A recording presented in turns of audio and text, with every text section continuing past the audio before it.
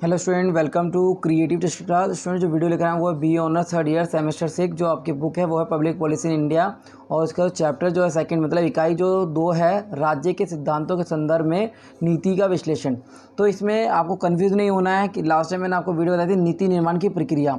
इसमें बताऊंगा राज्य के संदर्भ में नीति विश्लेषण की प्रक्रिया क्या है, उसके बारे में बताऊंगा। इसमें एक इंपॉर्टेंट टॉपिक है तो वो है नीति विश्लेषण की प्रक्रिया के 5 तत्व कौन से हैं, और नेक्स्ट जो टॉपिक है वो है नीति विश्लेषण और नीति समर्थन क्या है, इसके ऊपर एक तरह टिप्पणी आती है। नेक्स्ट जो टॉपिक है वो है नीति विश्लेषण और नीति प्रबंधन क्या है, उसके ऊपर एक तरह टिप्पणी आती है लिखने के लिए। तो स्टार्ट करने से पहले यदि आप इस चैनल पर नए हो और आपने इस चैनल को सब्सक्राइब नहीं किया है तो प्लीज़ नीचे दिए गए सब्सक्राइब के बटन को क्लिक करें और चैनल को सब्सक्राइब करें और बेल आइकन का बटन जरूर दबाएं ताकि जो भी वीडियो आती है उसकी नोटिफिकेशन आपके पास जल्द से पहुँच सके। तो स्टार्ट करते हैं। राज्य के संदर्भ में नीति विश्लेषण। नीति विश्लेषण उतना ही पुराना है जितना कि स्वयं राज्य। जैसे ही राज्य विकसित हुआ, बौद्धिक तकनीक और अधिक उपलब्धि होती गई और नीतियों के लिए विकल्पों और रणनीतियों के विश्लेषण की प्रकृति बदल गई। इस बदले में संदर्भ में कई विकसित देशों में 1970 के दशक की शुरुआत से नीति विश्लेषण के अनुसंधान और प्रशिक्षण में काफ़ी वृद्धि देखी गई। इन देशों में नीति विश्लेषण सार्वजनिक नीति समस्याओं के लिए सरकार की बढ़ती चिंता से काफ़ी हद तक प्रेरित हुआ। नेक्स्ट है नीति विश्लेषण और नीति समर्थन। सार्वजनिक नीति विश्लेषण ने सरकारी नीतियों को कैसे बनाया और कार्यान्वित किया गया जाता है, उनकी निर्माण, कार्यान्वयन के सुधार और उद्देश्यों से सरकारी नीतियों के लिए उपलब्ध ज्ञान के आवेदन का अध्ययन करना है। नेक्स्ट है, इसमें दोबारा बताता हूँ कि नीति विश्लेषण जो है नीति समर्थन की सार्वजनिक नीति विशेष सरकारी नीतियों के कैसे बनाया गया, कार्यान्वित कैसे किया गया, उसके निर्माण और कार्यान्वयन के सुधार के उद्देश्य से सरकारी नीतियों के उपलब्ध ज्ञान और आवेदन का अध्ययन किया जाता है कि किस प्रकार ज्ञान का प्रयोग किया गया इसमें। नेक्स्ट, दूसरी ओर नीति विश्लेषण उपकरणों में तकनीकों का उपयोग करके नीति का व्यवस्थित रूप में अध्ययन करने की नीति के प्रभाव की जांच करता है। नीति विश्लेषण के निर्धारित करने के समान नहीं है कि किसी विशेष स्थिति में सरकार को क्या नीति अपनानी चाहिए, अभी सरकार उस स्थिति का विश्लेषण करती है जब नीति के रूप में सरकारी हस्तक्षेप की आवश्यकता होती है। नेक्स्ट जो है वो है नीति विश्लेषण प्रक्रिया। एडवर्ड कैट जो है कि नीति विश्लेषण प्रक्रिया के 5 तत्व निम्नलिखित चरणों में पहचान की गई है। पहला है समस्याओं का और उद्देश्यों की पहचान करना है। जो नीति बनाई गई है उसमें समस्या किस बात पे ली गई है, उद्देश्य क्या है उसका, वो एक तरीके से में देखा जाता है। इसको आप एक्सप्लेन कर सकते हैं। नेक्स्ट है वैकल्पिक नीति के विशेषज्ञ। जो भी आप नीति बना रहे हो उसका वैकल्पिक कुछ तथ्य होना चाहिए। नीति विकल्प की मूल्यांकन की जो इसमें नीति बनाई गई है उसमें कौन कौन से विकल्पों को लिया गया है उसका मूल्यांकन करना भी देखा जाता है। नीति कार्रवाई की सिफारिश की, जो भी नीति कार्रवाई की सिफारिश की गई कि जो भी नीति बनाई जाती है उसकी मान लीजिए जो नीति है उस पर कार्रवाई की सिफारिश हो सकती है, और जो भी नियम कानून बनाए जाते हैं उनकी सिफारिश करने की मांग की जाती है। निगरानी नीति का परिणाम, जो भी निगरानी नीति की गई है उसके परिणाम क्या हैं उस पर भी बात की जाती है। नेक्स्ट है कार्यसूची की स्थापना।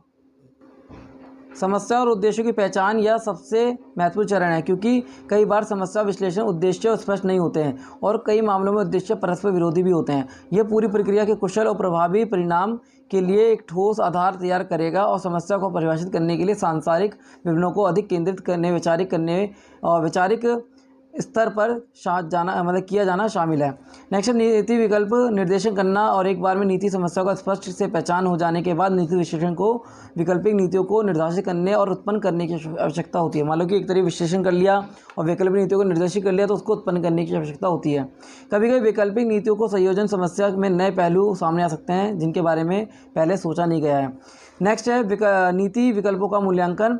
इसमें बहुत महत्वपूर्ण है। नीति मूल्यांकन 1 वर्ष या कई वर्षों में नीति का लागू होने के बाद सिविल सेवक और स्वतंत्र परामर्श नीति का मूल्यांकन करती है, यह देखने के लिए कि क्या लक्ष्य प्राप्त किए गए हैं इसके जरिए।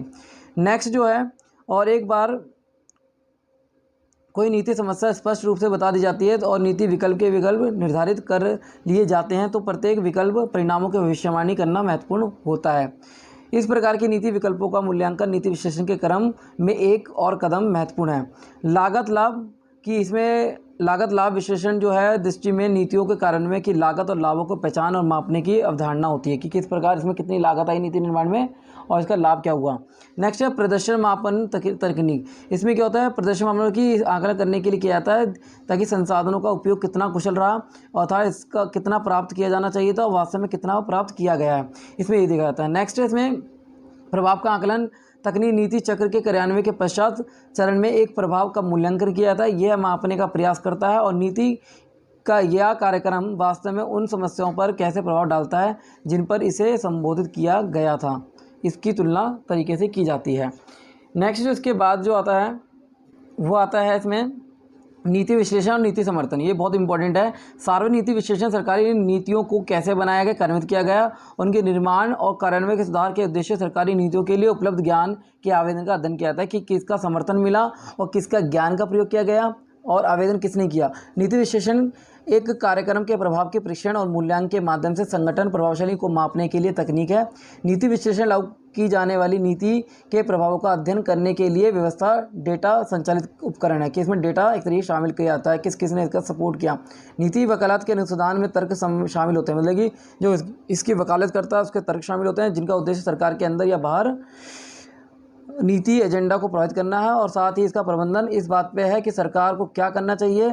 चर्चा, संगठन सक्रिय और माध्यम से वे जो करते हैं उसे परिवर्तन लाते हैं। दूसरी ओर नीति विश्लेषण उपकरणों और तकनीकों का उपयोग करके नीति व्यवस्थित रूप से अध्ययन करने की नीति के प्रभाव की जांच करता है। तो इसमें समर्थन में किस प्रकार समर्थन मिला, कैसे मिला, आप इसको बना के भी लिख सकते हैं। नेक्स्ट है नीति विश्लेषण और नीति प्रबंधन। नीति विश्लेषण नीतिगत विषयों को वास्तविक जाँच और उत्तम विकल्पों की पहचान से संबंधित है। आंशिक रूप से व्यवस्थित दृष्टिकोण और स्पष्ट माध्यमों से सहायता से इनमें कई विधि अवधारणाओं को समावेश किया जाता है। उनके प्रकृति में मात्रात्मक है और इनके सामाजिक प्रयोग, खेल, अनुकरण और आकस्मिक योजना आदि शामिल है। और दूसरी ओर नीति प्रबंधन नीति निर्माण की नीति तैयार करने की प्रक्रिया के प्रबंधन से संबंधित है कि किस प्रकार इसका प्रबंध किया गया, कैसे प्रोसेस का लागू किया गया और कहाँ जनता तक कैसे पहुँचाया गया। तो ये इसमें प्रबंधन देखा जाता है, इसका मैनेजमेंट कैसा था। तो इसको भी आप बना के लिख सकते हैं। ये दो टॉपिक बहुत हैं इंपॉर्टेंट जो एग्जाम में एक तरीके से टिप्पणी के बेस पर आते हैं। इसके अलावा जो है राज्य के संदर्भ में नीति विश्लेषण थोड़ा सा पॉइंट है, उसके मैं और एक्सप्लेन कर देता हूँ।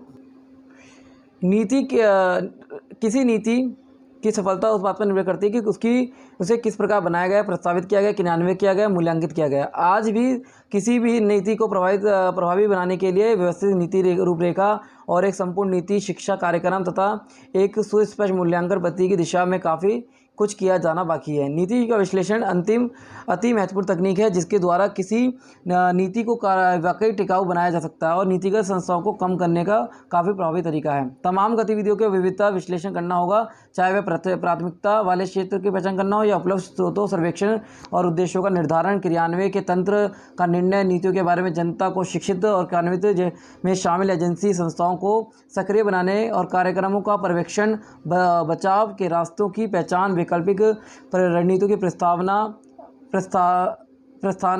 प्रस्तावना और नीतियों के निष्पादन से जुड़ी गतिविधि होती हैं कि किस प्रकार इसको लागू करना है, कैसे करना है, किसके द्वारा करना है।